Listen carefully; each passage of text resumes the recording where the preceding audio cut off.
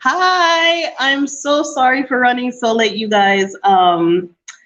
Yes, I am all of 10 minutes late for my own live. I'm so sorry. I was downtown Dar es Salaam all day in a meeting, and let's see. Yeah, I was in Dar es Salaam all day in a meeting, and I had to stop at the Exodus house. By the time I stopped at the Exodus house, I had some things to do. Then by the time I made it home, picked up fed Jojo, got her in bed, had a quick shower, um, and here I am. So I'm very sorry about that, but there are some serious issues that I really needed to sort out today. But in any event, I wanted to do this live because I wanted to talk to those of you who are still in the matrix.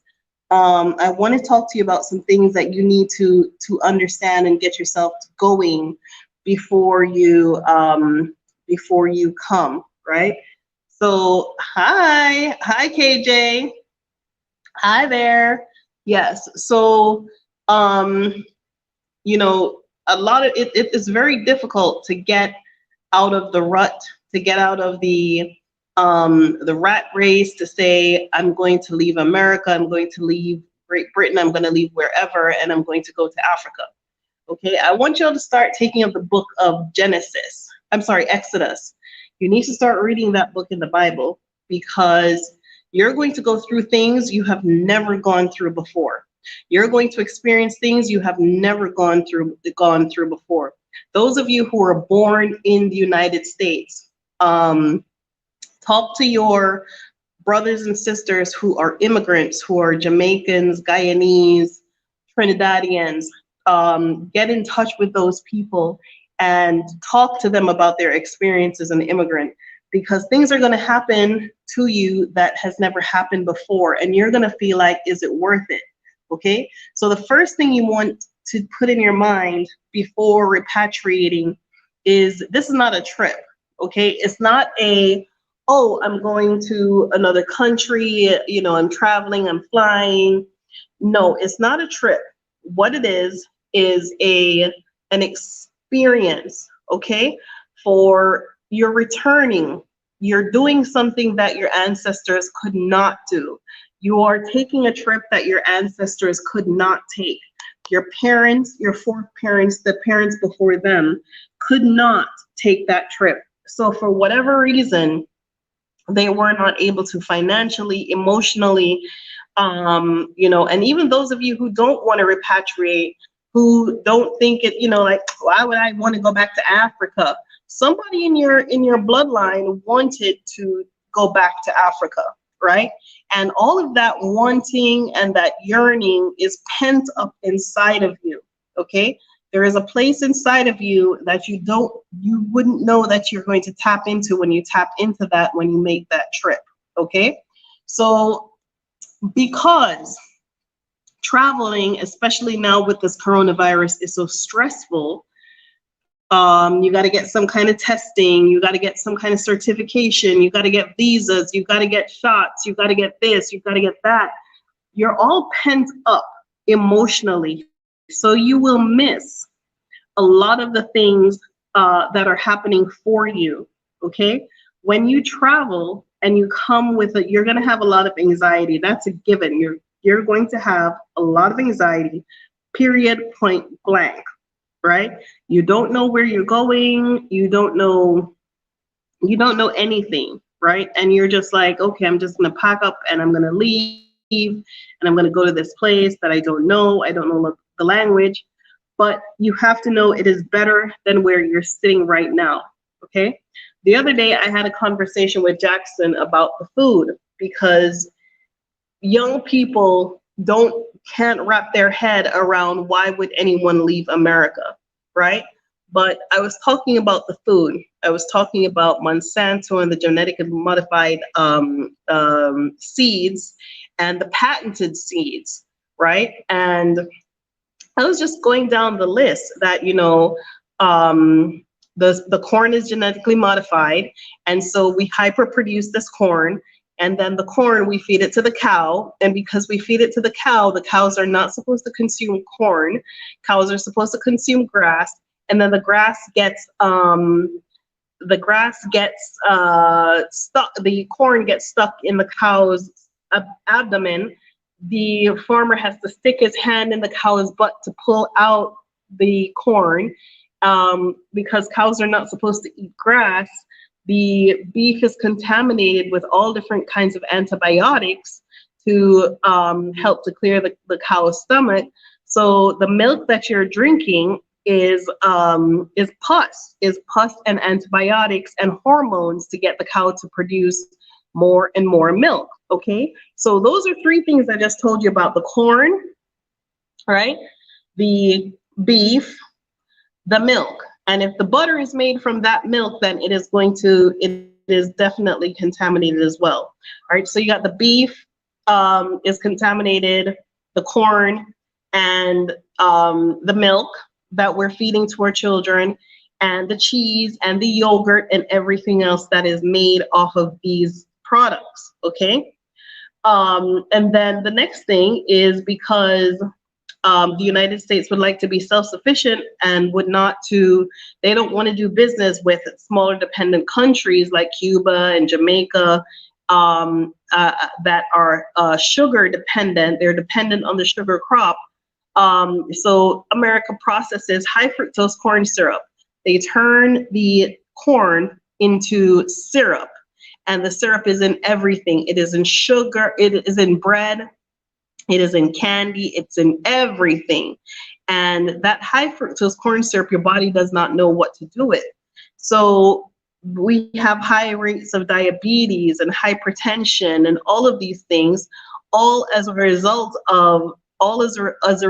of capitalism. So I was trying to explain to him that, America doesn't really have a conscience when it comes to money. They make money any way they can. If people die, then so be it, right? Because by the time the EPA or the government catches up with these companies that are pumping poison into the food, the fine is so minuscule that they get away with it, right? So they do a cost to benefit analysis and figure out, okay, so we're going to make $10 trillion by putting out this product in the market. It's going to kill 1 million people. If those 1 million people sue, we'll pay maybe $1 million, and we'll pay, do a slap on the wrist. They already have that planned out in their strategy, right? So America is just not really a very good place for people to be, especially Black people, right? And after explain to him the food, that you cannot eat the food, and the difference between food in America and food in Tanzania is due to the history and the Muslim influence and the government policies. You can't put any and any kind of food, any and any kind of preservatives into the food in Tanzania. So right away, people lose weight just by showing up here. Right away, your health conditions improve. Right away, the anxieties dissipate because you're not bombarding your body with so many different things, right? So, those are just some of the little things, the small things that you can think of, that I can think of off the top of my head, of why you want to get out, because they don't explain to us that we're not just like eating, sleeping, pooping machines, that we're also connected in an electromagnetic spiritual way to the universe and to everything and every living thing around us, that we attract and we repel and we transmit and we communicate. And that depends on the quality of food that you eat. And if you have done anything according to melanin studies, you will realize that the food that you eat has a significant amount of to do with what your the strength and power of your melanin. Okay, so Karen says, how do I move my business there as I want to relocate? So what kind of business? Is it an online business? If it's an online business, you can easily do that. You just need to find a place that has good internet pickup. Like where I live, my internet pickup is fair. I went out and I bought like 3 modems, and of the 3 modems, none of them worked because I cannot be without the internet because of my class and the kind of work that I do. And my internet pickup is very poor in this area, but granted, I'm outside of Greater Dar es Salaam.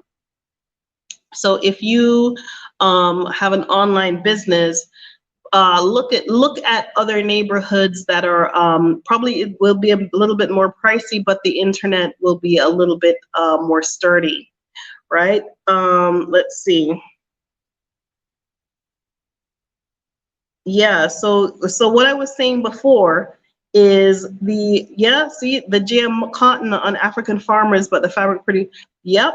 Okay, so this GI is saying exactly what I was talking about, and it's happened in India too, where the Indians are committing mass suicide because of the cotton seed that Monsanto has gone to India and sold these farmers, and the crop does not yield. They're in debt. They do not know how to survive those things. The cotton that comes off of it, off of those patented seeds, it does not create sturdy fabric. So they're ruining the world with these ideas, you know. Okay, did I and my daughter take the malaria pills? No, we didn't. We didn't take the malaria pill. I feel like Mother Nature is the best immune system. So if we come in any kind of contact with anything that we shouldn't, you will get sick for a minute, and your body will build up immunity to that, and take that as it goes. And you know, I've traveled all over the place, and I must say that I believe that some African countries have a very bad rap in the West that, oh, you're going to get this disease or that disease or this or dysentery or whatever. Meanwhile, you know, to go to some of these other places, they don't have the same kind of stipulations, but they have the same kind of geography, you know? So, I mean, as far as I know, just take good care of yourself. You need the COVID test. Yes, you need the COVID test. You need the COVID test. Some people have told me that they weren't checked at the airport for the COVID test, but depending on where they were leaving from. Okay, but to leave the United States, you need to find a rapid COVID testing center, and you need to do the COVID test. I have been told that the airline has not asked some people for it, and they were able to get on the plane. Lucky them. Me personally, we never took the test. I couldn't find anywhere. Well, the testing wasn't required when we were leaving, but I could not find a clinic in order to do the malaria, the yellow fever, and I didn't get the test, and nobody asked me for anything. Okay, no, I did not do the yellow fever vaccine. I could not, and you don't need the yellow fever vaccine. No one will ask you for the yellow fever vaccine. No one asked us for the yellow fever vaccine. They checked our temperature. They asked us if we've been sick, where we traveled to. That was that, and they let us in. But remember, I came in July, but the yellow fever vaccine is not a requirement here. Let's see.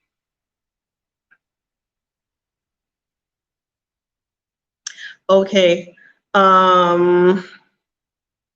Okay, so mental health therapist, Karen, yes, I believe you emailed me and I read your email. So the mental health therapist, you can do that online. There's nothing wrong with you. You can be anywhere in the world and do the mental health therapist and still have your clients back in the United States. Okay, if you're looking to leave from Mexico, how are you going to go through Brazil and come through? Or because, let's see, hi, how are you? Greetings from Senegal. Yes, so, hi, Black 40 Sunrise. Let's see. Okay, so Mali Morris says he wants to open a restaurant and what would he be aware of before coming? Okay. Um, Before coming, you have to be aware that you need the work permit, you need to register your business, you need the residency, okay? The total package for the residency and the work permit is about 4,000 T shillings. There is no cost for registering your business. There is no cost at all. You can register your business. All you would need is your lease wherever you're leasing from, and say this is the restaurant or this is the location that I'll be doing that business from. Okay, so first and foremost, before you even sign a lease, if you're planning to do business out of that home, make sure that that lease says you're able to have a home studio, you're able to have whatever it is, operations for the business. Make sure that your lease says that on the lease. The lease should be signed, notarized, and certified by an advocate, which is an attorney, okay? And then you take the lease down to your local government and you get an introductory letter from the local government. When you get that introductory letter, then you take it back, I think, to the tax office, and you just register the name of your business. And what you would do from there is they don't charge you. You would go ahead and work your business and save all your receipts, I think 3 to 6 months. When you save your receipts, come back at the appointed time and show them how much money you've earned, and they will tell you how much you would be paying on taxes. Okay. Okay, so Farming Dreams asked a very important question. Can you clarify this issue of container freight shipment? Can we or can we not receive our shipped personal goods via container shipment? I will definitely have to research that. I don't have any inside knowledge of this because I opted to not ship my things. I decided to instead take that money and put it into the Exodus house. Let's see. So I think what you're saying is, do you need a Tanzanian citizen to help you with the clearance? That may very well be that you. But what you should do is when you come, you should get a tax ID number. The tax ID number helps you to do a variety of things, even getting a driver's license. The driver's license is a national ID, and you should be able to use that to clear your shipped goods. I do not have more information on this for you because I have not gone through the experience, and everyone I know has not brought their things here. So yeah, I can do some research and I can get some more information on that, Farming Dreams. Okay, let's see. Okay. All right, so Andy says the cost of power per kilowatt hour. Okay, so you don't get a bill. You have a pay as you go system, which is a little it's a little device. It's really tiny. I don't know if you can see this. This is just my recorder, but it's a really small device. And you preload the device with let's say $100, $150, and when you preload that device, it will last you depending on your usage. There is no expiration date to how much you use. Okay, and cost of water per liter or gallon. Okay, so excuse me. So maybe a bottle of water, if that's the question, is like probably 500 T shillings per bottle of water, and so much. And what food products that are imported into Tanzania, which can be made locally? Okay, so Tanzanian people do not eat imported goods. Okay, they're local. They're local farm to table people. They don't eat imported goods. So they have their own agriculture system. They don't necessarily need anyone to import anything. Anything that can be made locally, they are making it locally already. However, this does not mean that you don't have an opportunity to also make something out of what the local goods here.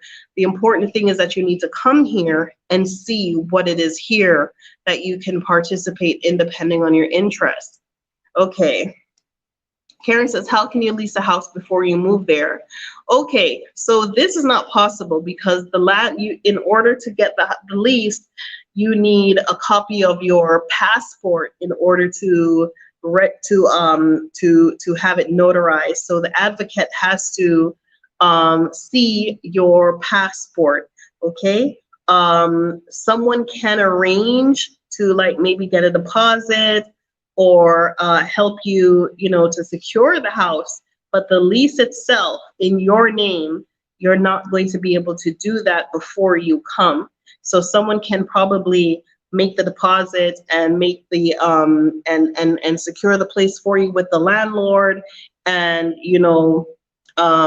and just be like a like a sticky, just but you have to come. All right.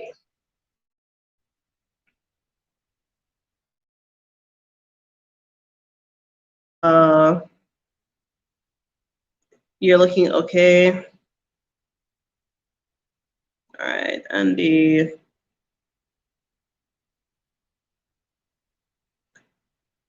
Oh, okay.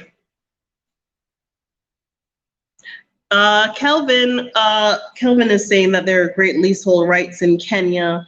I don't know what you're talking about because I spent so much time researching Kenya. Kenya and Tanzania are pretty much the same as far as the foreigners holding property, right?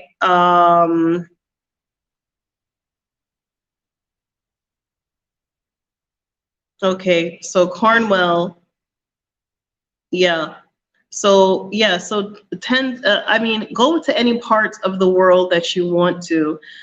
Kenya is beautiful. Not a lot of people want to stay. People have gone, people have come. Yes, but you have to realize, yes, the Chinese are flooding everywhere, Kelvin. They're flooding also in my country. They're flooding in Jamaica. And the Chinese showing up. Let's see. Okay. Yes. Thank you, Saeed. Yeah, the Chinese are flooding everywhere. It's for the African Americans to show up, right? Thank you, Mashifa, Ma'at. It's for us to show up, right? The white people look like they're coming back. I was out all day today, and everywhere I look, I saw them. I went into the supermarket late in the evening, and there were white folk everywhere. And I was like, oh God, they're coming back. So y'all need to come and snatch up the real estate, snatch up the empty houses, come and plant yourself here. Come and make yourself, go to Arusha, go to Tanga, go, just come and plant yourselves and attract the people that you have back home. Bring your friends, bring your cousins, bring everybody you can to come and see you, because this is a turning stone in history, a turning point in history. Unless we are going to start putting our feet down and saying, look, we're Africans, right? We're Africans. We're stolen, we're taken, we didn't want to go. We have the right to return and the right to abode, and no one is going to listen to you. No one is going to listen to you for no reparations, because reparations, you can't take the money that people are going to pay you and spend it back with them and build up their country, okay? Reparations will be paid to you when you return to Africa, and then you unite, and then you figure out a way how to seek reparations, and that's how reparations are going to be paid. Not like, look at the Jews. The Jews were paid reparations not to stay in and build up Germany or build up, they got their place in Israel or wherever, and they used that money that was paid by Germany to build up their place. Okay, so meanwhile, we're looking for somebody to give us something and somebody to come and make it happen.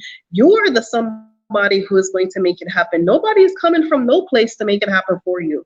I am not Moses, right? I'm Renee. I'm JoJo's mama. I am not your Moses. You've got to be the Moses in your own family. You've got to be the Moses in your neighborhood for the people you know. You've got to be the one to lead your family back to Africa. Okay, you've got to come here and live a good quality life and demonstrate to your family back home that this is somewhere that they want to be, that they need to return to.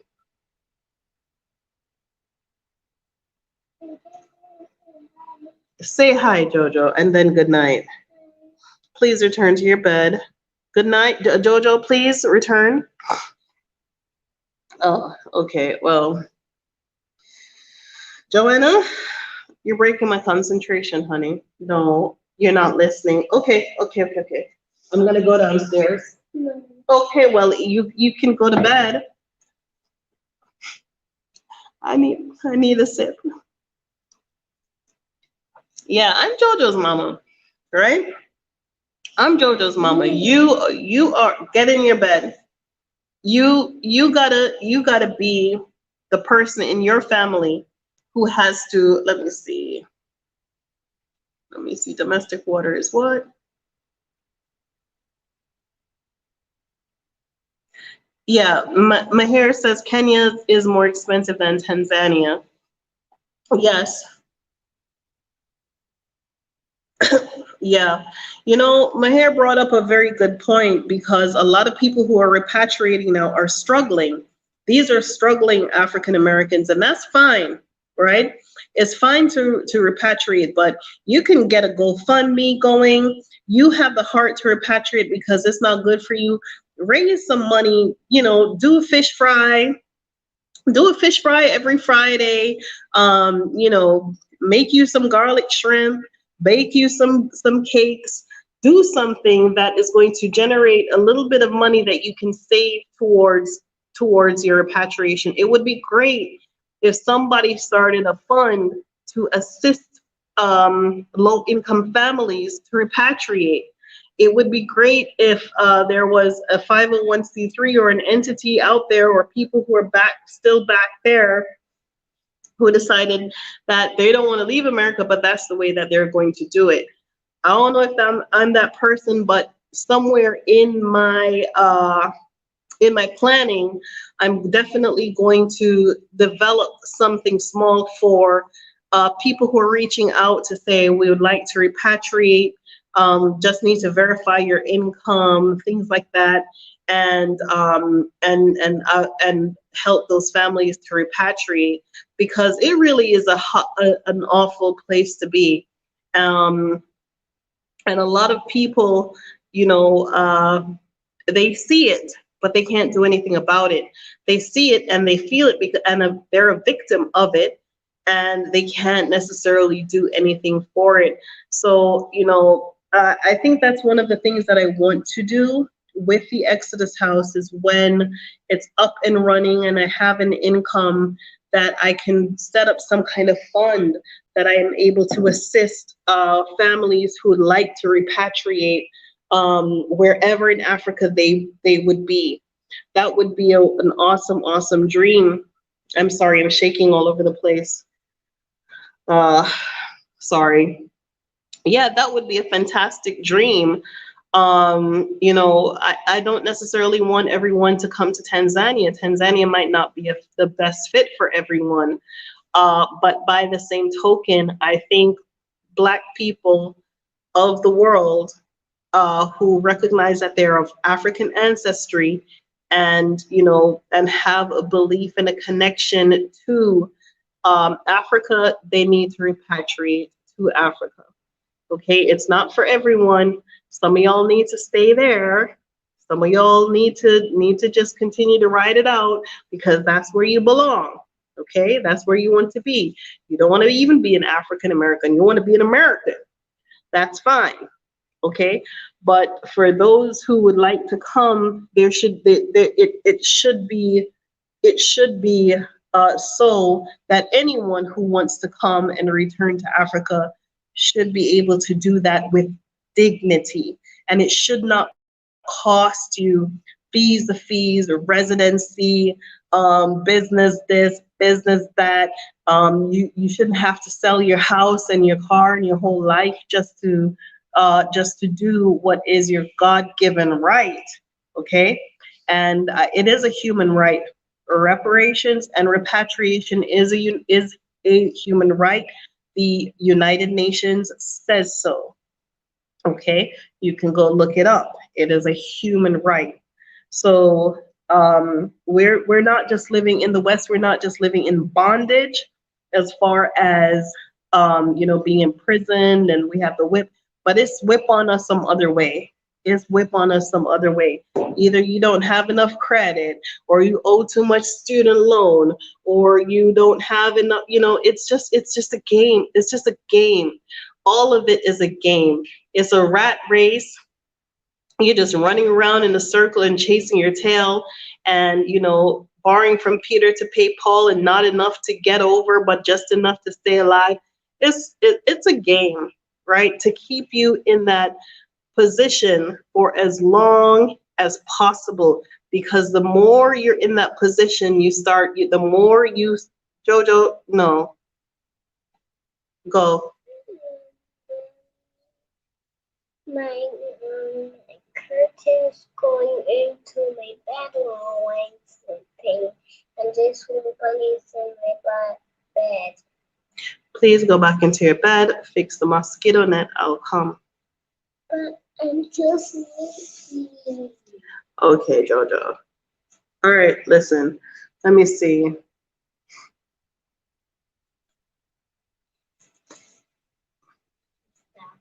Yeah. Reparation is a human right. Reparations and human and repatriation is a human right.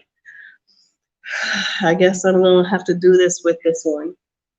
Okay. So in any event, right? Right? She is a rock star, right? Oh my goodness. And some of y'all out there, you're single mothers, and you're looking around at this environment and thinking that you can't give your child this and you can't give your child that. The best. No, you're making the phone stick. Look. See? Come on, enough. Come on, Jojo, man, enough. You can wear my necklace. Joanna, that's enough. Okay, there we go.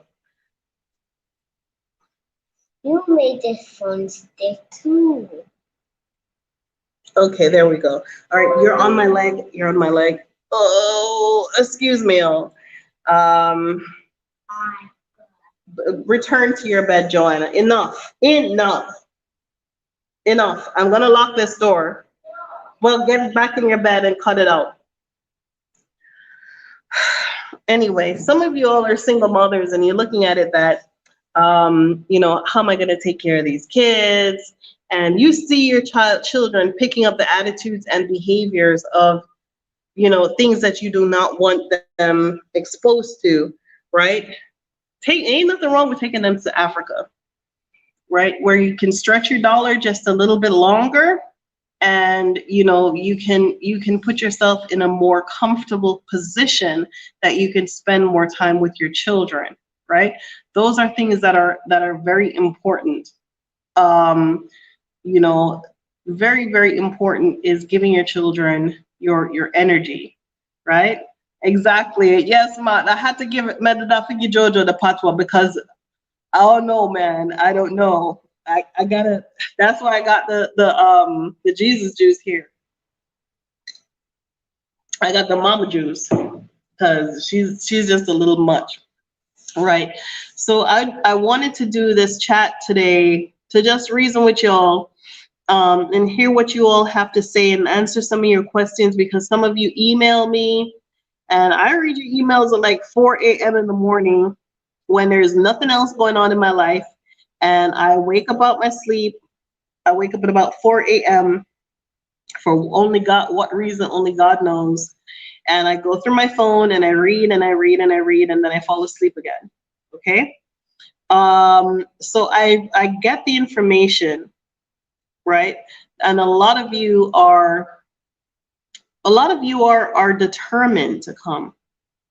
And I must say, I kudos for that, because the road is not easy. It's not straight in front of you. You really are stepping into the unknown. But like I said, it's when you step into the unknown is when things fall into place, is when things come from other places, right? Yes, Fami. Yeah, the money is stretched. Yeah, the money is stretched a little bit longer. And the food is more nutritious. You know, the quality of life is more nutritious. Um,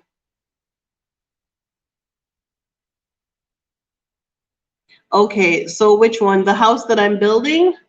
I want to know if the house is for you, or are you helping people get out of a place to live in? Okay, so if you're referring, Chijoke, to the Exodus house, it is transitional housing. It is to assist families who are looking to bridge themselves between leaving the United States and looking for a home. Okay, right there is a very tricky place for people to be. People can get frustrated, they will return, they will get upset. The agents out here are no damn joke. They're all kind of scheming and plotting and planning. Once you come with an American accent, they think automatically you have money. So the hotels and the Airbnbs, they're shacking up and racking up on the repatriation. So the transitional housing is not just for a place, that the Exodus house, it's not just a place, an Airbnb where you can come and book.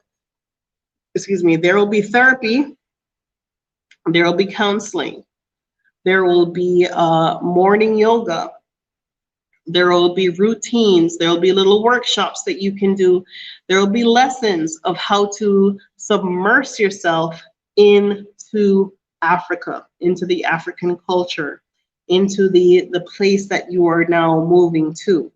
Okay, it's not for Airbnb for them other folk. It's not for, it really isn't for, let's see, who's this now? To our brothers who would love to have that Renee can attend. Okay. All right, I don't know. Okay. All right, Kelvin. If you can help them, Kelvin, but don't be scamming them and conning them, because they will tell me, okay? They'll let me know who you are, okay? So I do have other people on the ground.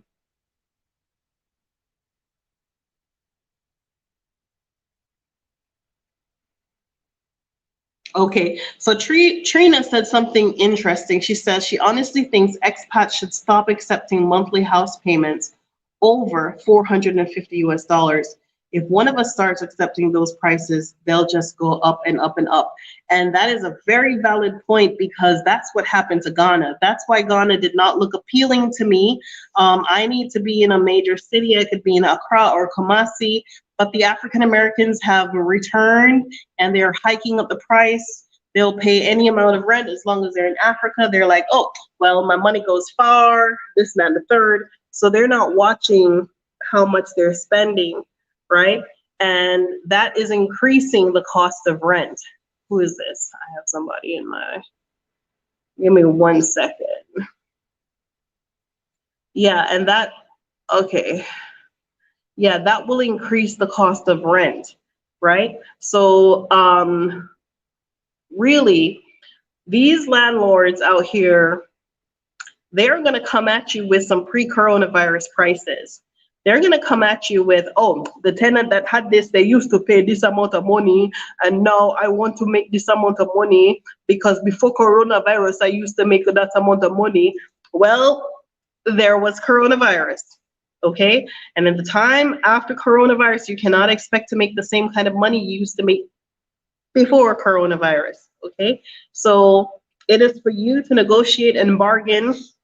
But as I said previously, we're moving very quickly into a seller's market, meaning that the landlords are able, that they realize that more people are coming. They realize that more people are coming to look at their places. They realize that more people are coming to rent their little house. And so they're playing all kinds of reindeer games. They're promising, they're saying, oh, I'll rent it to you for 3 months deposit, but give you the runaround because they really want a 6 month deposit. They'll change the price on you. They're doing all kinds of things, right? Yeah, they're doing all kind of things. So, yes, and I just got a message that says, yeah, 450 is very cheap. Yeah, real estate speculation is a serious business. Kenya is nothing to play with. Okay, if you are watching all your little coins and you have a limited amount of income and you don't have no big truckload of money, Kenya is no joke. Okay, I've been researching Kenya. Intended to move to Kenya, and I realized that Tanzania was a much better fit for me. Okay, and I've been looking at Kenya for 1 year. This is not to discourage you from going to Kenya. It is just, if you know your pockets are shallow, go for where you can make the biggest, your money stretch a little longer, right? Okay, what's this now? Exactly. So Denise said something very smart, which me on the ground is okay. She said, a single mom's planning to go home to Africa should maybe do it in groups of 2 or 3 months to help out with the costs until we get settled. Just a thought, that is a fact. Denise, the issue is many of us, it's not just the mentality of selfishness or to say, I don't want to be around anybody else. And we have this capitalist mentality that it's not that. What I realize is a lot of the women who I see who are repatriating as single mothers, they have gone through some things and they need their own space. They need their own space so that they can heal, they can get their mind right, they can be the boss of themselves. And a lot of the women I've met, they're coming from whatever the situation is and coming here for a release, and they don't want to deal with anyone else. Now, me, when I came, I met a Caribbean couple, and I said, since y'all are thinking of going to the Gambia and you're not sure if you want to stay, should we team up together and I will get a house and y'all can rent the room and we could just team up together and the deposit, and that would be, we can start out that way and you can look around some more, because I knew I wanted to stay in Tanzania and they wanted to continue on to the Gambia. And the lady said she likes to walk around naked in her house. She needs her own space. And I laughed and I said, okay, I understand. And I left it there, So not everyone is prepared for other people in their space. And some of us, I know about me. I don't know about nobody else, but I know about me. I needed to be in my own space because I went through some things before I came here, and I knew I just couldn't deal with anybody. I don't want to get married. I don't want no man. I don't want no husband. I don't need to be around no one.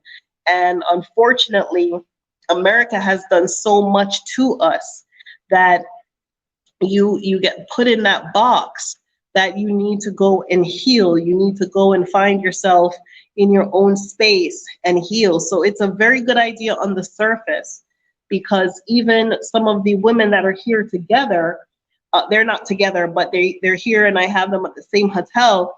I explained to them it is not a good idea. It sounds like a good idea on the surface to say, we're going to share a cab and we're going to share an agent and, we can all look at a house together. It is a very, very bad idea. Reason being is because not everyone is mature enough to say, okay, we're looking for Susan and I'm not interested in Susan's house, because everyone is coming with different budgets. Everyone is coming with different needs. Everyone is coming with different maturity level. Everyone has, different amount of rooms that they need. And sometimes somebody might need, maybe you need a 1 bedroom, right? And meanwhile, you're looking at a mansion with somebody who can afford to get, a 5 bedroom all ensuite, and you start feeling some type of way and acting some type of way. So to me, buddying up, it sounds very good on paper. It sounds very good, but when it gets down to the nitty gritty in human behavior, not all of us are mature enough to handle those situations, right? And as for me, I'm not going to discourage, people uh, from teaming up. It makes sense, but how, right? If you have 3 single mothers and you have a big old house with all en suites, everybody got their own bathroom and their own suite, give it a shot, right? Some people can't live in the same room with their children. I sleep in the same room with JoJo, but I sure as hell cannot live in the same room with JoJo. Do you feel me? So her toys are in a room by themselves. She has her own world to go be. JoJo is that kind of child. So it sounds good on paper, right? But when you think about it with the children, it is a lot. It is a lot, right? Let's see. Okay. All right. So trade market. Yeah, healing is a necessary priority. Yeah, and it's not necessarily to say um it's not necessarily to say they're being selfish or what have you, but everyone has different needs. Yeah. If we can get a list of the most in need services to create a business for our people in TZ, that would be good if somebody could get that research to us on the ground there. Okay, so SA said, what can you tell me about the public education in Tanzania? I think the public education is a very good system. Jojo is in a private school. She may continue on through a private school. I know a lot of people are homeschooling their children. There is nothing wrong with the education system here. I don't see any reason why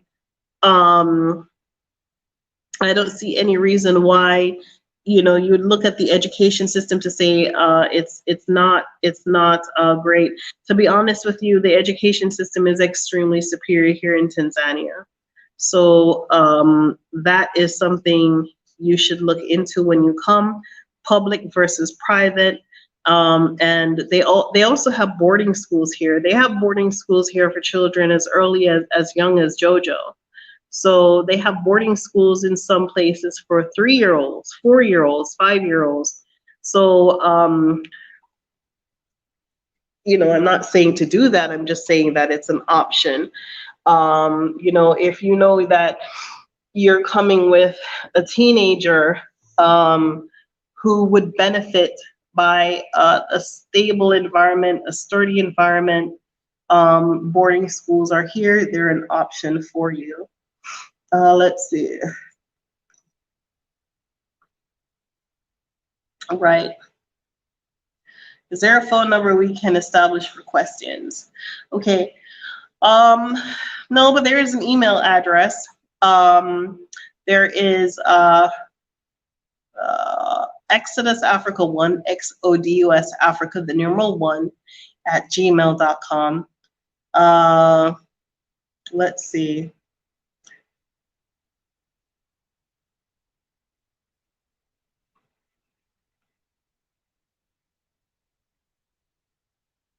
Okay, hold on.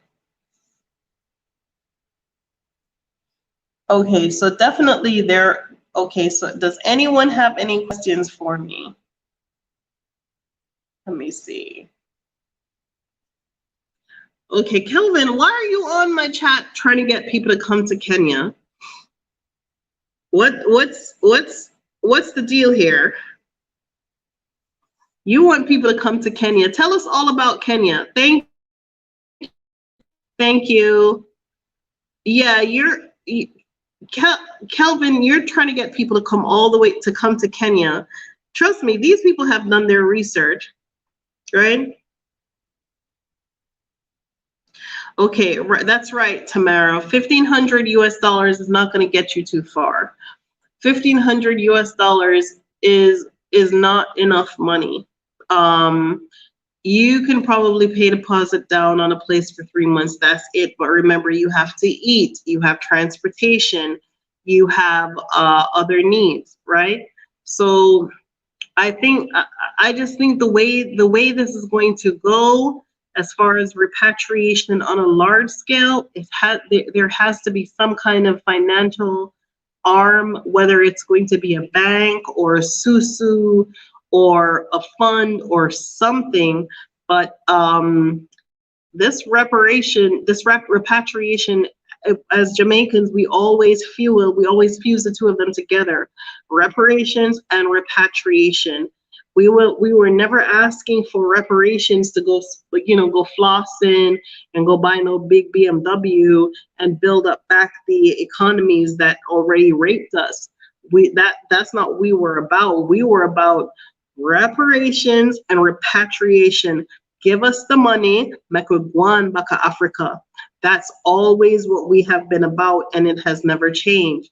So I think when we start to come together. Okay, Nanya, what's the fund about? Write it out and put it there so I can share it with other people. Nanya says that she knows a man who has a fund and she's investing in it right now. Okay. Okay. No problem. No problem at all. All right. So I wanted to do this live because I know some people feel some type of way because I did a founders live the other day for people who donated $200 or more to the Exodus Africa house, right? I'm sorry, the Exodus house. Drinking on the job. So sorry. But I wanted to do the live so I could catch up all of you to let you know that no matter how small a donation that you made, you are definitely considered a founder, because we will be putting your name inside the mural on the inside of the Exodus house. So I don't want nobody go feel no type of way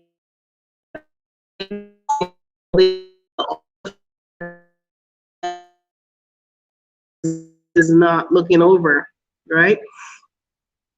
Okay, do you think foreigners can open orphanages here?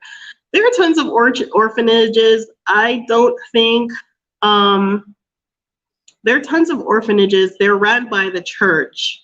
So I think, this is the thing about Tanzania, or I don't know about anywhere else, but the thing about Tanzania is they're not like a banana republic where anybody can just do anything. That's not who they are. They're not desperate, right, for help and aid. They want help and aid. They want support, they want investment, but they're not desperate for it.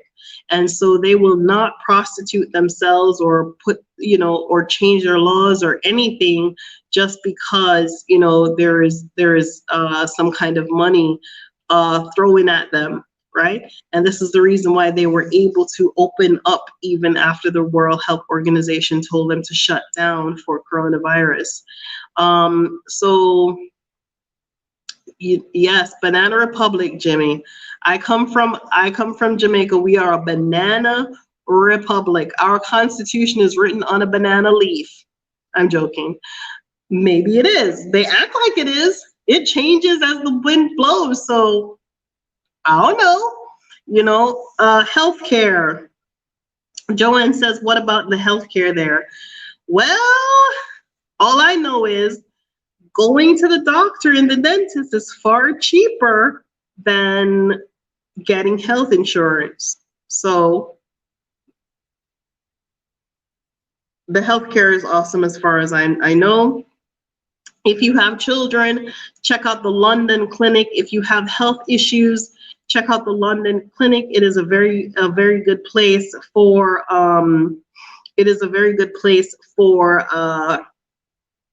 people to get the kind of healthcare that they need if you have ongoing healthcare needs. Yes. Okay, I do too. I love Magafuli. I love what he stands for. I love that he's not no fool. I love the way how he deals with this country.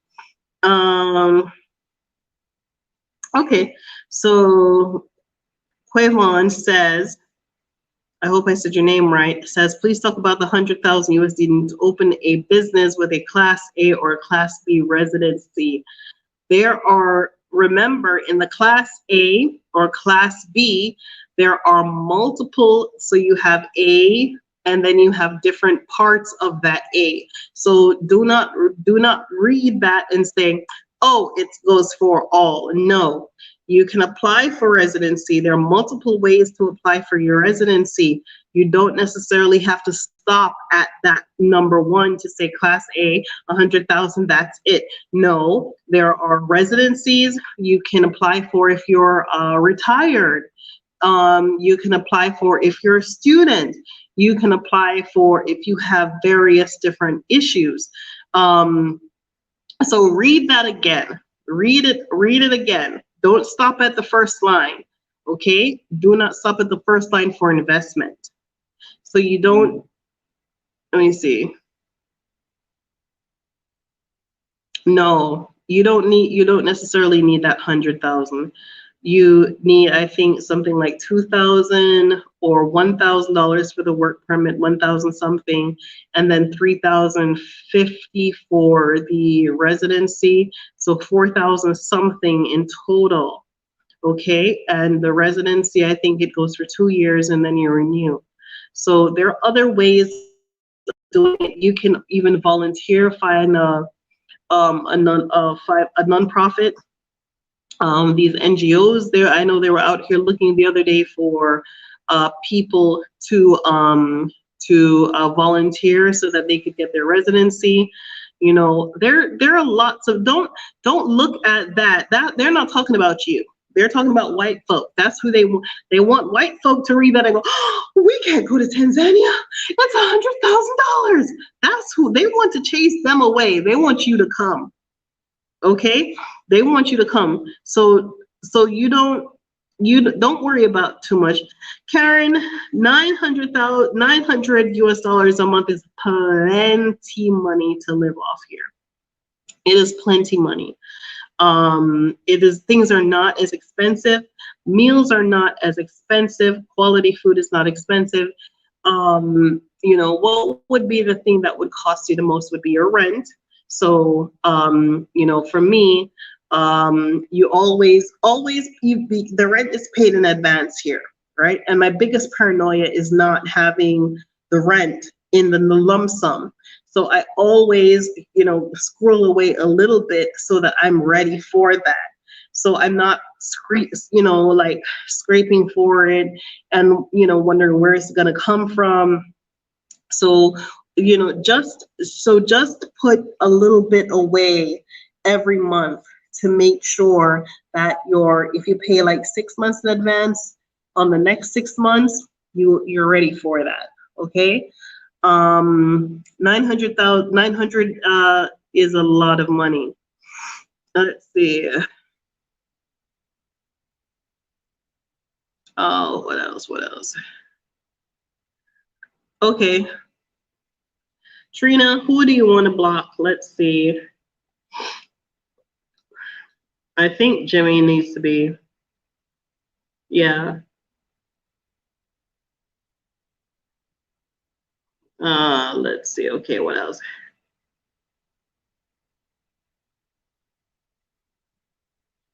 Okay. All right. So I'm here.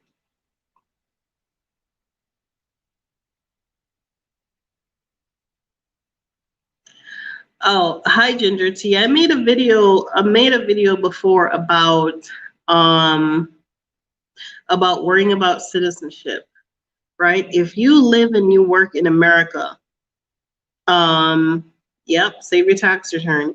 If you live and you work in America, you are entitled to your Social Security disability.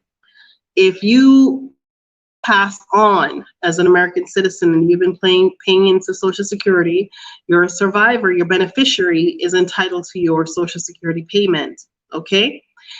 Especially if that beneficiary is under the age of 18. There is no rush. No one is forcing you to become any citizen of any country. You can keep your American citizenship and remain a resident to your to whatever country that you choose to live in. Okay? I do not advise that anybody should be chasing down citizenship, chasing down any of that stuff to come to Africa. Do not chase those things. Do not do not trip yourself up. Don't put yourself in that position, because if you do, maybe the United States does not recognize dual citizenship. Maybe a country like Tanzania does not recognize dual citizenship. So why chase to dual citizenship in Tanzania when you would give up your benefits for being an American? No, not if you worked all those years for it. No. I'm sorry, I have a 4-year-old child. I worked long and hard in the United States. So as for me, I will not be putting myself in a position where I would terminate my citizenship. I would continue to keep residency for as long as I possibly can. I hope that straightened it out for you all there. Let's see.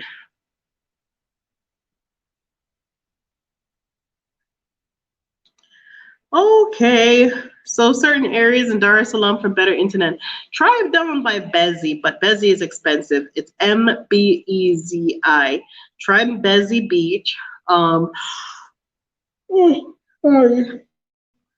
Bezi, Oyster Bay, Masaki, Mikocheni. Look at those areas.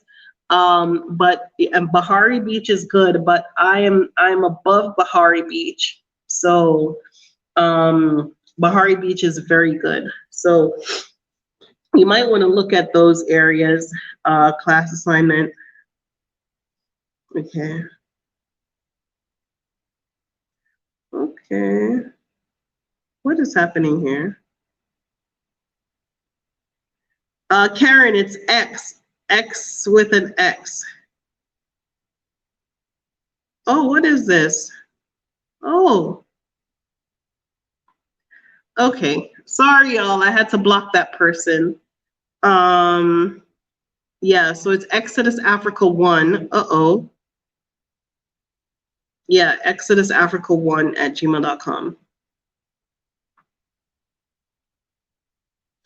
Okay. Once you have a child in Tanzania, that kid by law becomes a Tanzanian. That's good. That's good to know, Review. Hey, Review. How are you, boo? How are you? That's good to know, but I ain't having no more kids. So you saying, Review, that I should go have an anchor baby? I blocked Jimmy. I did. I blocked him, Black. I'm sorry.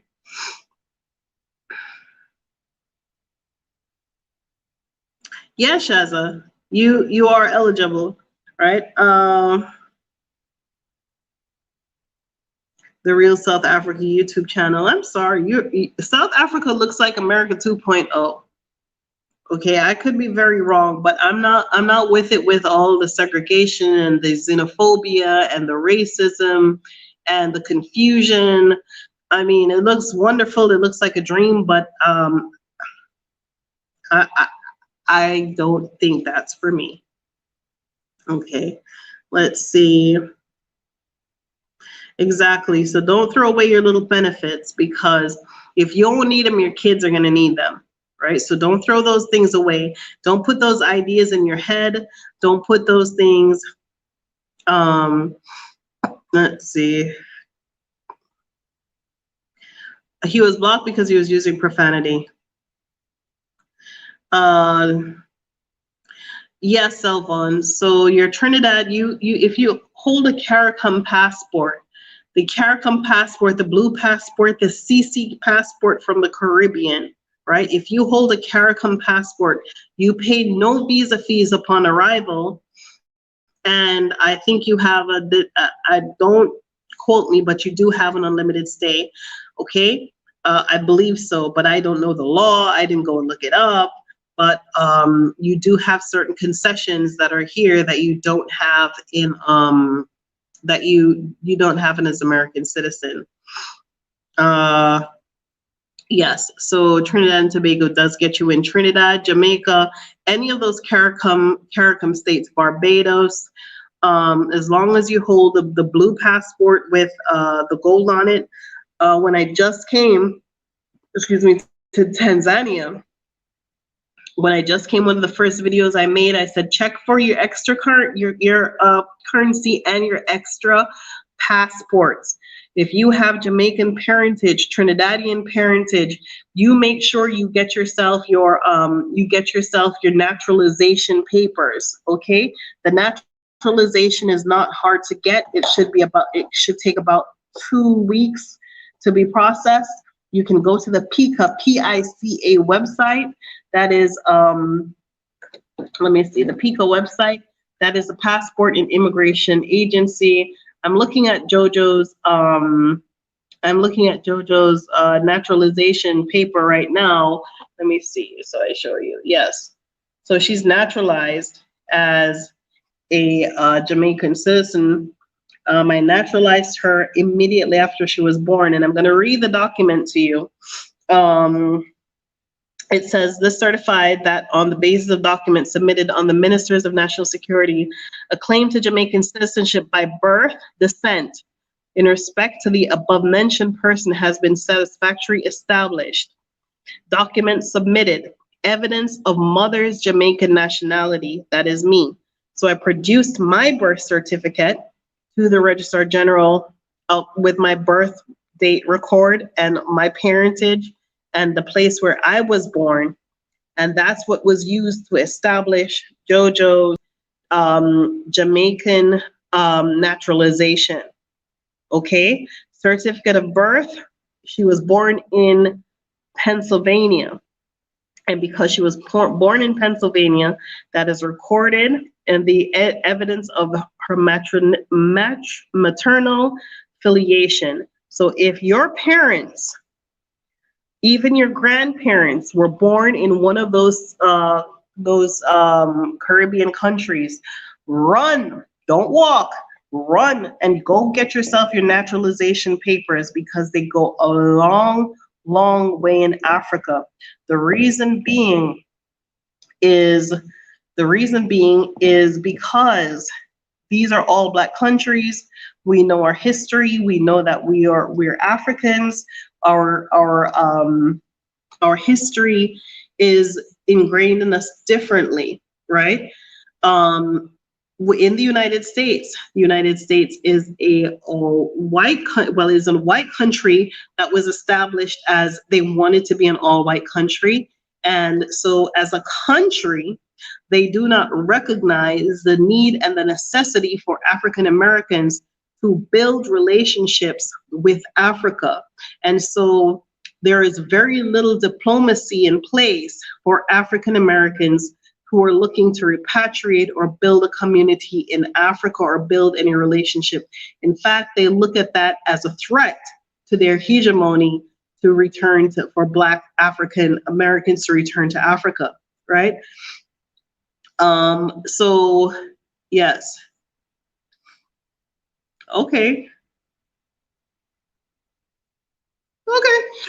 All right, review site just told me I needed an anchor, baby. Oh, okay. Have a kid in Tanzania. That kid will become Tanzanian. then put a piece of land in the kid's name and do whatever. I'll get me an anchor baby. I won't. Okay. Yeah, so wow, that's great. Americans are screwed. No, Americans are not screwed. Americans are not screwed because there are people like me on the ground. There are people like me who would like to see African Americans be extended the opportunities and the invitations that have been extended to Jamaicans. And there are people who all over Africa who are looking at the right to return and the right to abode. And we are looking to include our African American brothers and sisters in this, not just necessarily because African Americans are, are the most paid people, Black people on the planet, not necessarily just for that reason, but because it is the right thing to do. So for me, it is not just a me, it is a we and an us. I mean, I can walk into Tanzania, I'm straight, I'm a Jamaican, right? I don't have to be worried about no Exodus house. I'm good. I'm a Jamaican. I'm sorted. But what about you who struggled in the United States and your parents and your ancestors who gave me and my people the right to be able to go to America and work and have a job? And, so there is a huge debt that we Caribbean people who have experienced America in a positive way where employment and school is concerned, there is a huge debt that we should extend to our African American brothers and sisters to return to the favor, returning and helping them to return to Africa. And, it's, let's see. Yeah, it really is a privilege for me to see so many of my African American brothers and sisters who want to come. It is a privilege for me to be able to serve and help and guide and provide anything that I can to bring them to a place where they can find it in them to say, I'm at peace. It doesn't feel good to see African Americans being shot in the street. That doesn't feel good. It doesn't feel right. It doesn't smell right. It doesn't feel right. Having a kid in America, Johanna is African American, okay? So with African American youth being the fastest, going to jail, the fastest getting killed, it's just way, way, way too much. So for me, I would like to see as many of us as possible repatriate, whether you're coming from America or Jamaica or Guyana or United Kingdom or Canada. We have to see as many of us show up as possible to put the weight on these governments so that they can make the concessions that they need to make for us. Okay? When you see a bunch of us show up, they're not going to deny us easily, right? But we can't be showing up and acting no fools either, right? Yeah.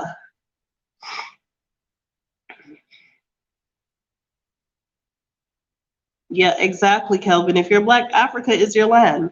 Africa is your land, period, point blank. And the more of us show up, right? And the more of us show up and come with respect and come to learn from our African brothers and sisters and come to uplift ourselves and participate in the African, community, we're going to see ourselves succeed, right? We're going to see ourselves succeed in ways that you would never imagine. Yeah, so even our historical context, Michael Action was saying something that our slave names and we don't know our history past this point. Let me tell you something. You don't need all of that. All you need to know is that you're Black. And if you're Black, you come from Africa. That's all you need to know, baby. You don't need to know too much. Don't make yourself crazy. You know, choose a place in Africa, whether that's the Congo. I know I'm always saying the Congo, but where it is, wherever it is, make it do what it do. Make it do what it do. You're gonna meet people. You're gonna show up, and somebody's gonna say, "Oh, I know another African American brother who was repatriated. I could connect you with him," and immediately you have a friend. Oh, I know this mama, she repatriated, she came back here, she's Jamaican, but I know she will help you. You know, talk to the local people. They know people, they have connections, they know everything that's going on the ground. They know how to get around, they know how to, maneuver the system, make friends, be a friend, right? Be a friend and make friends. Let's see. Okay. Survival. All right. Survival says, how can we reach you upon arrival? Okay. So the email address is Exodus, Xodus, Africa, the numeral 1 at gmail.com. Okay. So Exodus Africa 1 at gmail.com. Excuse me. Thank you, DM. Yes, Africa. We have that right. We have that right, but we're not going to get it in America. We're not going to get it in the United States of America. They're not trying to make sure you get some stool land in Ghana, make sure that you know somebody, you're connecting with your Benin roots, or make sure that you know what village in Cameroon to visit. They don't want that. They don't care. They don't care. They don't see your repatriation as something important. There are no books on it. There is no film on it. There is no nothing on it. There is no industry on it. Even though this movement has been happening from the time of slavery, from the minute they captured people and dragged them off, African people have been coming back. Okay?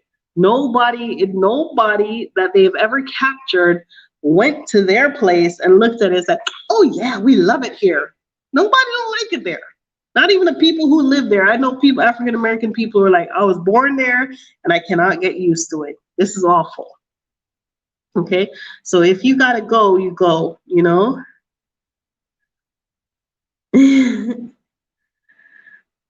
Thank you. Okay, so I also have a Facebook group. It's called African Exodus After Rona. African Exodus XODUS After Rona. I have not been to the group in a long time, but I do have my friends Maliki. I do have many friends who keep the page going and disperse information on there. So go on there and look. I've written a couple of things that I think people need to pay attention to. Let's see.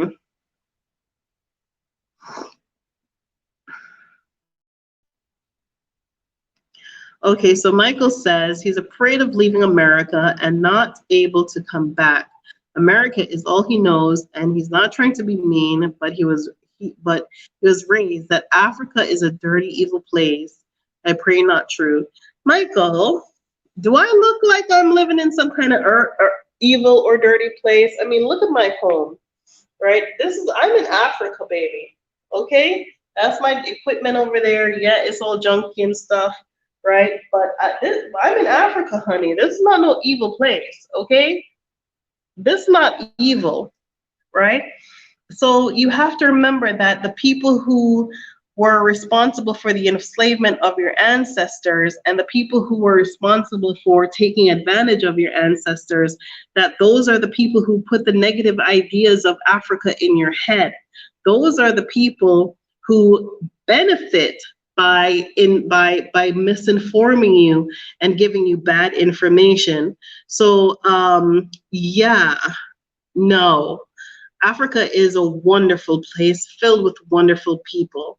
Okay, it is very, he's just stating what a lot of people are thinking. So don't get on him. Don't get on Michael. He's just saying what a lot of people are thinking, and a lot of people are thinking that way. That they've heard about Africa is negative stuff, right? But you know, when you're faced with the reality of evil, which is in a very evil country that you live in the United States, and you know, and then given the idea that, oh, another place over there is, they're not better than us, they're worse than us, right? The other places, every other where is bad, but we're good. Meanwhile, they are killing you softly in your face with the food, with the media, with the drugs. Ain't nothing more evil that evil. You said dirty, evil place. Dirty evil is having more than 70% of your population hooked on drugs. Okay? Dirty evil is having all these kids out here in America hooked on some kind of meth, right? They want to put the school kids on drugs. The old people are on drugs. Everybody's on drugs. That's dirty evil. If you want to talk about dirty evil, that country that you live in and you think is somewhere ain't no place. It is no place at all. It's all you've known, yes, but not because that's all you know means that it's the only good place. You feel me? Right. I hope that sets you straight, good and proper. Yeah. Yeah. Yeah, nobody wants to be where exactly. Yeah, you go a year without seeing a gun. You don't know about no gun, hear about no gun, for real. So don't let these people and their lies misinform you. Yeah, don't let these people and their lies misinform you, okay? The media in the United States is designed to do one thing. We are better. We are better because we are white. We're better because we have better opportunities. We're better because we have better freedoms. What opportunities if you're black? What opportunities? What do black people have in America? When I drive down the street and I see all of these African people doing their best to survive, I love it. There ain't nobody sitting in their house going, oh, the government is gonna feed me. No, they're out there, they're doing their woodwork, right? They're out there, they can cook, they're out there frying some kind of fish. They're doing something, they're making a living.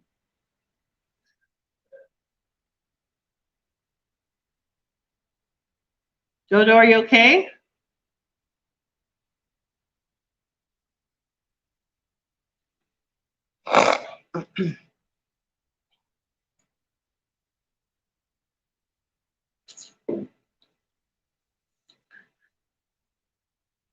I am stuck. Let me try. Okay, there we go. Sorry, y'all.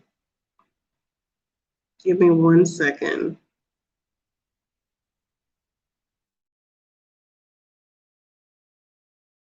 Can you hear me?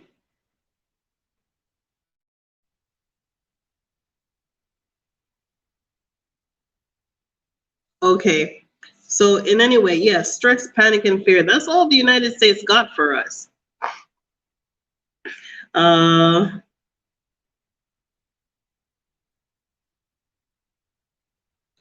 yes, Michael. Okay. All right. Michael is putting it all on the table, right? He is putting it all on the table. And it is true that Africa has AIDS and other diseases and warfare that leads to death. And I was taught to be thankful for living in America because Africa was bad. Somebody told you and taught you that. Who was it? It was the media. It was the school teachers. It was everybody who was lying to you, baby. Okay? They created AIDS and put it in Africa to kill the black people to take advantage of their resources. Whatever warfare there is in Africa was brought here by the Belgians, the Germans, the French, the Dutch, the British. Listen to me. Listen to me. Any warfare, any violence that you see on the news, even if it's black hands holding those black guns, those guns were brought to them by white people. Okay, you look at beautiful, beautiful places like Somalia. Somalia is one of the most beautiful places in the world, but it's riddled with violence and guns. But they don't have any kind of weapon making machinery. They don't have any kind of weapon making factory. Who brought them warfare? Who brought them the guns? Who taught them to be violent? Who told them to be wicked? Who taught them that? Where did they learn all of that from? The same person who taught you to be thankful for living in America. Yeah, this phone try to act up right now. Now you try to act up.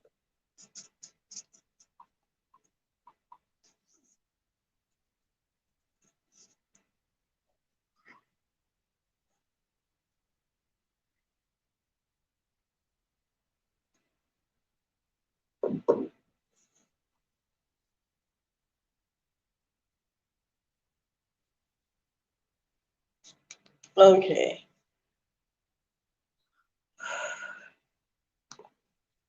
This has freezed on me.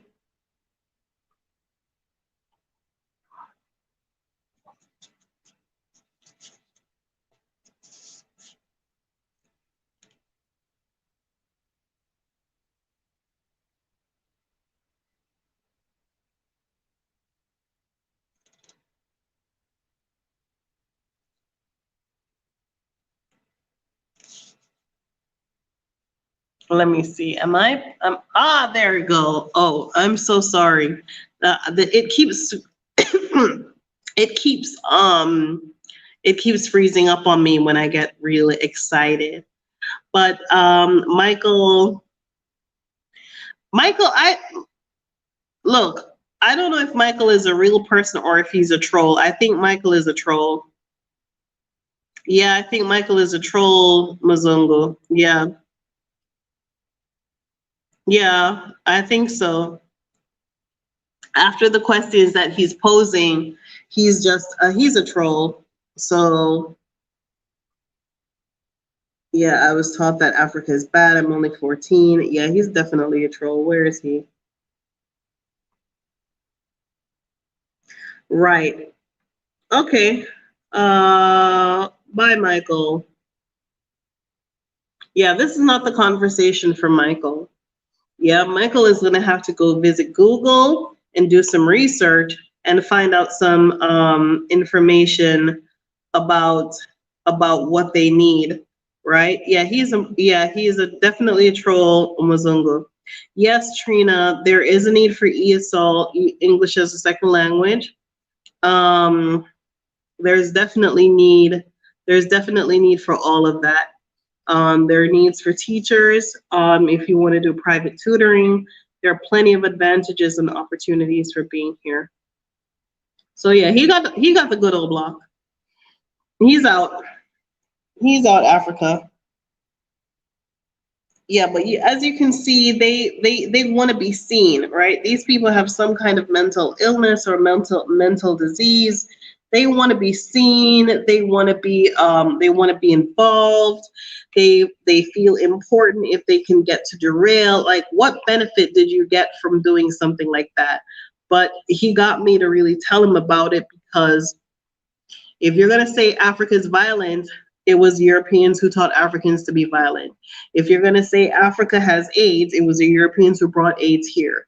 If you say something is wrong with, anything that you can think is wrong with Africa was caused by Europe, that's a fact, right? So hold on, let's see. All right, let me see if anybody else has any question. All right, any more questions? Okay, so the Exodus House opening date. So we have completed the ground floor ironworks, and we're now in the roof. So I've done the roof. The ceiling is being repaired. The next is windows, electronics. Windows, electrical work, plumbing, floors. So I have a schedule that I made of how to, what comes after what. So I'm going to give it another 30 days, right? Initially, it took a good amount of time for the engineer to get the pattern on the ironwork together. So that's going to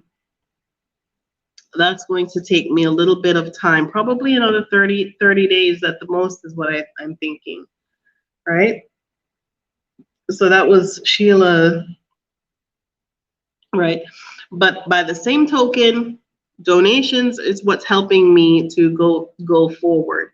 So you can donate through my PayPal at buyblackbusiness@gmail.com. That's BUYBLACK business@gmail.com. Exactly. The West brought the guns and disease to Africa. Let's see.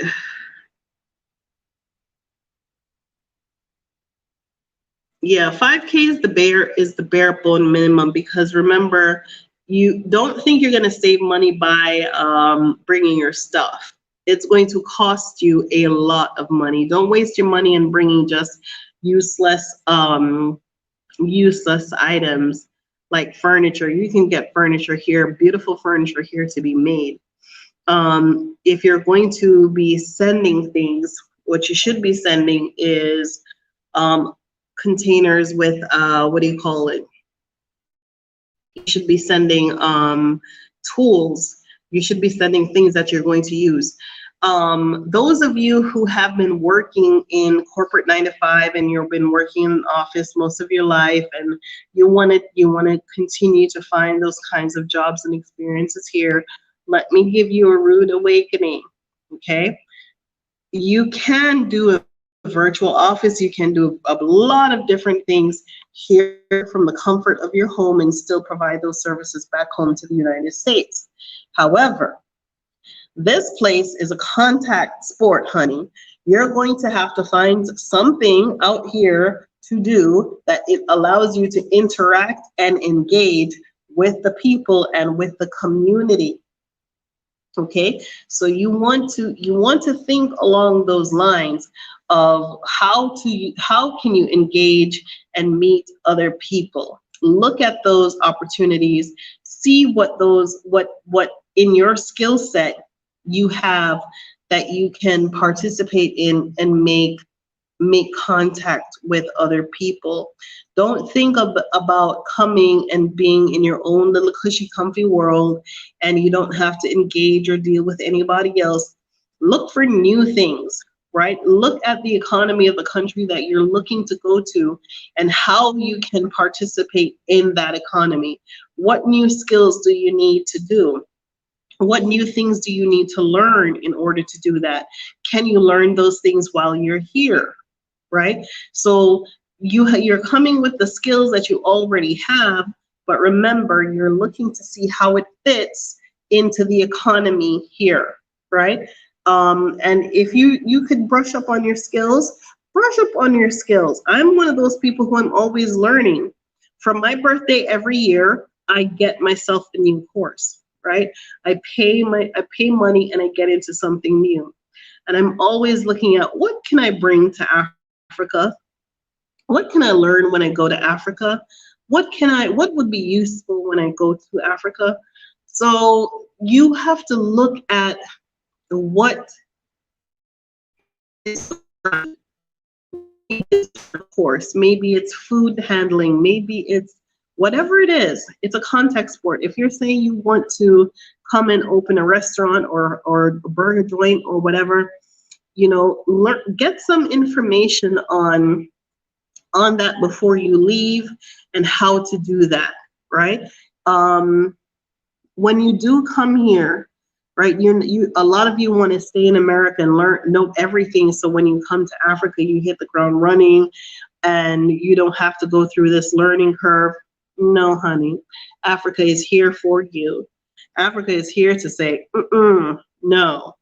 You are going to have to go out to Africa, and it's different when you get on the ground, when you look around and you see, even if you have an idea, and you have to look around and see, how can I make that idea work? And if that idea does not work, you have to be willing to let it go and adjust into the new situation to say, okay, I had this idea to do it this way, but this is not, I might have to alter this or adjust that, and then I can run with that idea some more. Okay? Don't hold on to something to say, this is the idea and it has to be because I had a dream and I had a vision and it has to be that way. You have to be fluid. You have to be fluid and flexible and willing to try new things and try things differently to get to where you need to be. Okay? Yeah. There are definitely, Latanya says, are there needs for nurses? Yes, my dear, there are needs for nurses everywhere in the universe that you go. There's a nurse shortage everywhere. Agriculture is a necessity. Agriculture is a must for those of you who are looking to come back to get involved with agriculture or your repatriation plan. I don't care if you're a doctor, I don't care if you're an engineer, your repatriation plan must include some kind of agriculture. You must include some kind of agriculture, because what use is it to have all of this sunshine and all of this stuff and you're not participating, you're not growing anything, you're not doing anything, you're not adding tomatoes to your table, you're not doing anything, you just want to continue in America 2.0.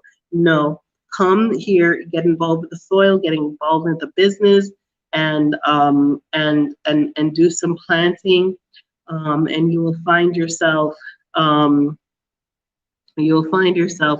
definitely involved in new things, right? Let's see. Can to Mwanza. Okay. Mwanza. Okay, so review site says Mwanza. Mwanza is the jam, y'all. Mwanza is where everything, a lot of things are going on with the gem industry. Me personally, I am tied to Dar es Salaam, Tanzania. Johanna is in school here so I don't have any kind of life. I'm in school online, so I definitely don't have any kind of life. And it's a very delicate juggle between getting Johanna's in school and I am in school, right? So when I had wanted to use her school break to go somewhere, but then I had my program that I had to start again. So I didn't get a chance to go anywhere. I haven't been to Zanzibar. I haven't been to Tanga. I haven't been to Mwanza. I haven't been to Arusha. I haven't been anywhere. I'm just stuck in Dar, but I'm making it work for me, and I have the project down at the Exodus House. But I'm making it work for me, and in time, when I graduate in January, and when JoJo's off from school, I'm going to go and explore this beautiful place that I've chosen to return to, repatriate to. Let's see. Okay, what kind of volunteer jobs did the, okay. All right, so Lee, what kind of volunteer jobs did the NGOs organize? I would like a partner.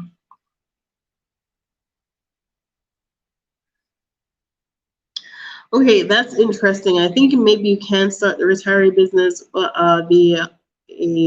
don't quote me on this. I'm not immigration, y'all. Go look some of this stuff up, right? But the NGOs, you definitely have to be boots on the ground. Some of them want web development. They want a variety of different things. Me personally, I'm sick and tired of tap dancing and clapping for missions that have not a damn thing to do with me and what I believe my mission on the planet is. So I only want to align myself with projects and plans that are about repatriation and reparations. That's all I want to talk about. That's all I want to work with. That's all I want to do. So there are lots of NGOs out here that are looking for volunteers, and they're looking for volunteers for Administrative and web development. Yep. Right. So some of you, as Mahira says, Mahira is actually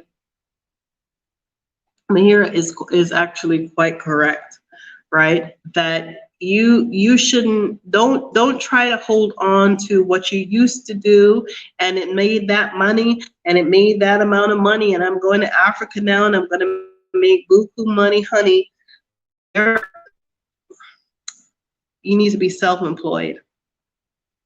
You need to be self-employed and you might need to switch up what you used to do for what you do now. Your environment is going to change.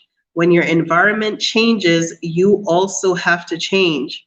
You also have to change your thinking and your thought process. Okay? So it's not just about getting on a plane. It's not a trip. Everything about you is going to change. So your income, how you make your money is going to change.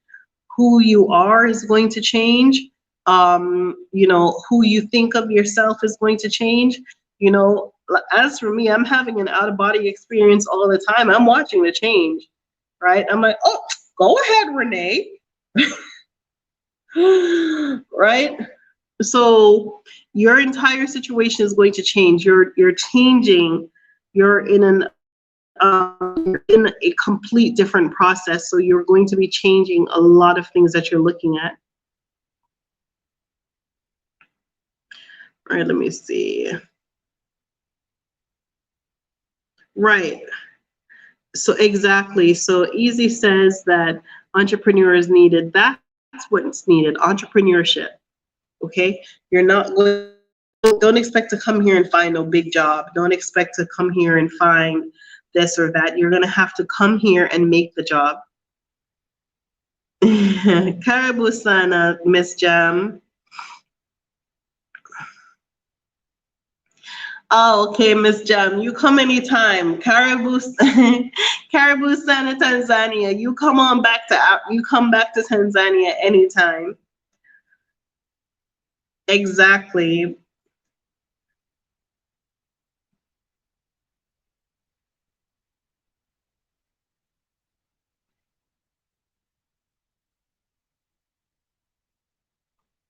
Exactly. So Shaza says, start your business before you leave, so you at least you have a customer base, and that's a very smart idea. You know, for many of us who are repatriating to Africa, you want to still earn the US dollars. That's how it's going to help you. So if you come here and somebody's paying you 150 T shillings a month, that's not enough for you. You're going to have to do things, writing books, whatever it is you need to do on the internet so that you can continue to have some kind of currency coming in on a monthly basis. That's what you're going to have to do, right? But let's see, who else we got here?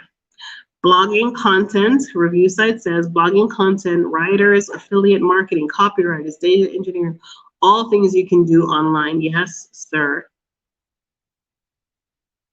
Okay. All right. So does anyone have any questions for me? I'm coming up on 2 hours. It is now almost midnight, Tanzania time. I wanted to give you all this this little bit of chat here. If you would like to donate to the Exodus House, please use my PayPal. Let's see. Please use buyblackbusiness@gmail.com. That's BYBLACK business@gmail.com. Okay. And if any of you are coming, please do not hesitate to email me so that let me know if you're coming. If you're coming because we need tools, we need a variety of different things for the Exodus House. So if you can, yes, write your book, Tiffany.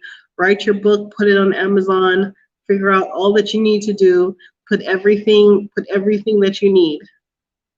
Yes, Miss Jam. Hurry up and come. You know,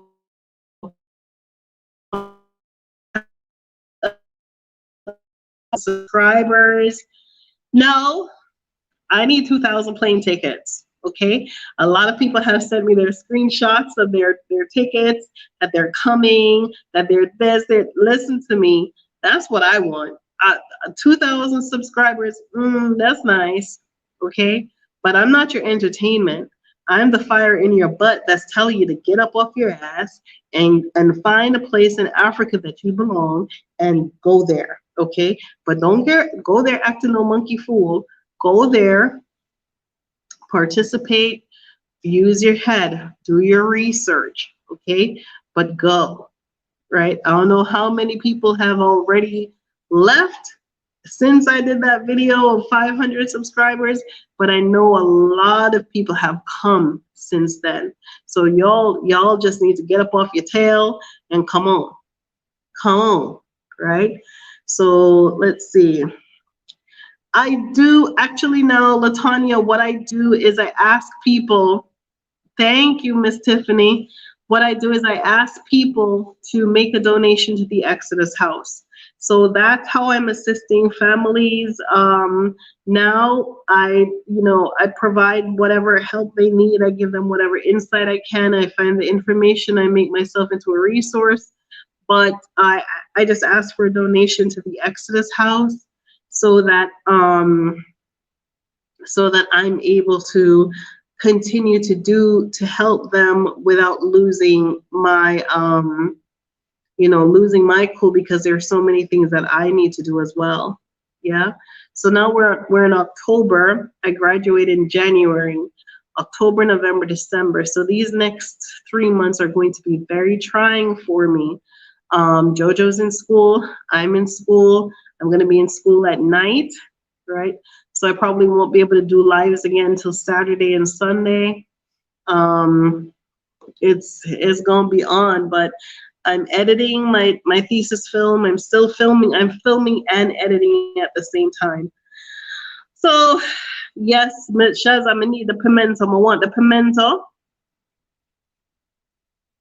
Ezzy, yes, I mean solar is a good investment, but don't look at getting the material and coming here, because remember Tanzania is closer to China, so you might be and India.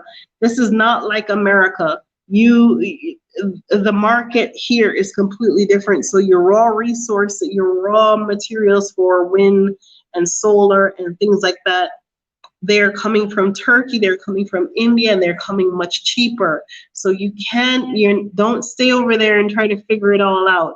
Do some research, know a little bit of something of what interests you, and come on. And then only when you're here, you're gonna see. Okay, anyone? Donate. DM. Okay, let me try to send it again.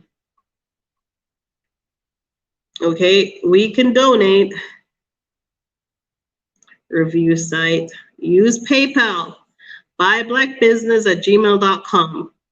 Okay, and what else? Any more questions? Going once, going twice. Let's see.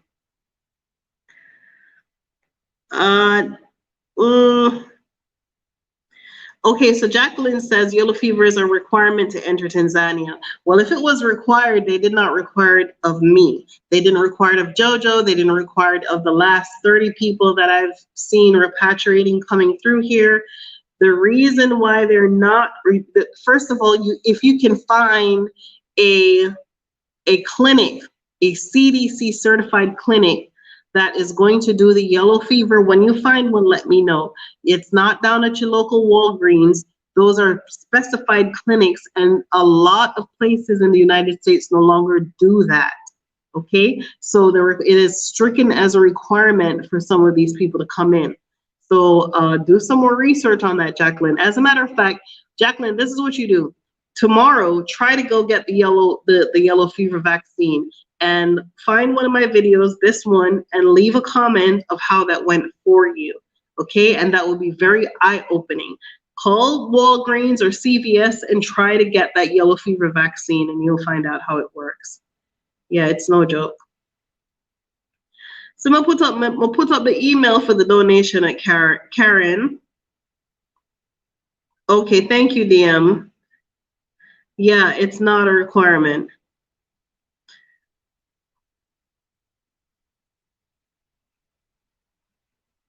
Okay. All right. Any more questions? Any more questions, y'all? 1 minute and 49 seconds. Tired. It was a long day. It was a very long day. Okay, so I think that is it. Thank you guys so much for watching. Thank you so much for the questions. I hope I was able to answer some of your questions. If you have any questions that I have not answered, please go ahead and send me an email at ExodusAfrica1. That's XODUS Africa, the numeral 1 at gmail.com. Okay? Let's see. All right. Okay, I think that's it. Love you all. Thank you so much for watching. More power to you. Get this repatriation going. You know, you're very welcome, Trina. You know, big up yourselves, those of you who tune in regular. No problem, Izzy. Yeah, just stay focused, okay? Andy, I don't know when the next live is gonna be. I got a 4-year-old. I don't even know what tomorrow is gonna be about, but I'll try to do it. I'll try to do it very soon. Okay. All right. Okay. All right. You are all very welcome. Thank you so much. Thank you so much. All right. Bye-bye.